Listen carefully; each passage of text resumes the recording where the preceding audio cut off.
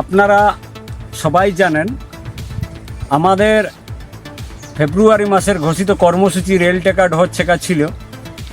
2 মাস আগে সমস্ত জায়গায় আবেদন নিবেদন করার পরেও 20 তারিখে আজকে যে রেল টেকা ছিল সেইটাই পুলিশি যে সন্ত্রাস বা পুলিশ যে ভয়ের একটা পরিবেশ তৈরি করেছে, তার ফলে আজ এই আন্দোলনে আমাদের অনেক নেতা কর্মীকে তারা নজরবন্দি করেছে বা তুলেছে প্রশাসনের পক্ষ থেকে।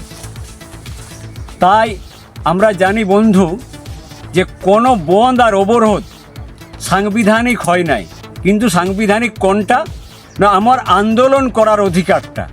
কেবল সরকারের দৃষ্টি ঘোরানোর জন্যে এইগুলো বাধ্য হয়ে আমরা কেন সমস্ত জনসাধারণকেই করতে হয়।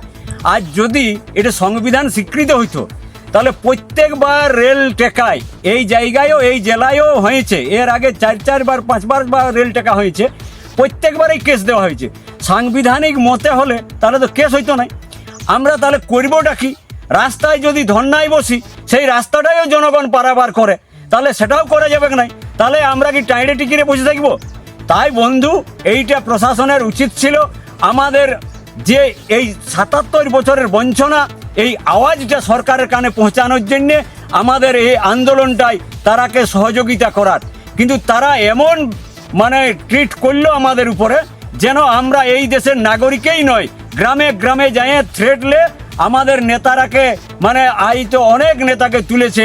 আমি শুনলাম বিভিন্ন নিউজের মাধ্যমে যে আমাদের মূল মান্তাকে মাননীয় আমাদের এসপি সাহেব বলছেন যে আমরা নাকি তাকে তুলিনি, কিন্তু আমি জানি কারণ আমি পাশের এই কোটশিলার মধ্যেই তার পাশাপাশি টিমেই ছিলাম, ফলে ওই টিমেরও সবাইকে তুলে নেয়, বাকিগুলাকে ছেড়ে দিয়েছে। ফলে আমি জানি যে তাকে হয় রেল পুলিশ হোক বা এই রাজ্য সরকারের পুলিশ হোক, কেউ না কেউ তাকে নজরবন্দি করেছে।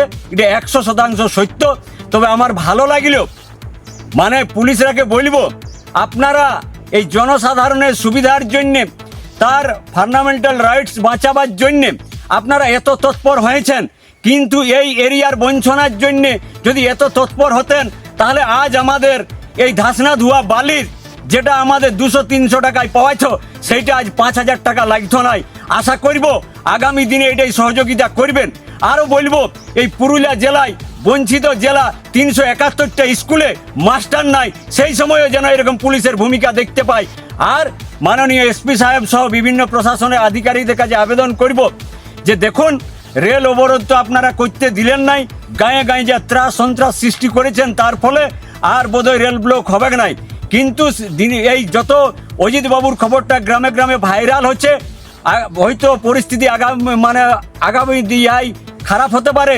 সেই জন্য অনুরোধ করব যে আপনারা আমাদের অজিত বাবুর সহ আরও যারাকে আপনারা ডিটেন করেছেন, অ্যারেস্ট করেছেন, তারাকে নজরবন্দি করেছেন, আমরা তো জানতে পারছি নাই, ওরাকে অন্তত মুক্তি করে দেন। আর না হলে কিন্তু মুক্তি করার অনুরোধ করছি, না হলে কিন্তু এই এলাকায় যদি আইন শৃঙ্খলার অবনতি হয় তার দায় কিন্তু এই জঙ্গলমহলের যারা প্রশাসকের দায়িত্বে আছে তারাকে নিতে হবে। সবাইকে জোহার, নমস্কার।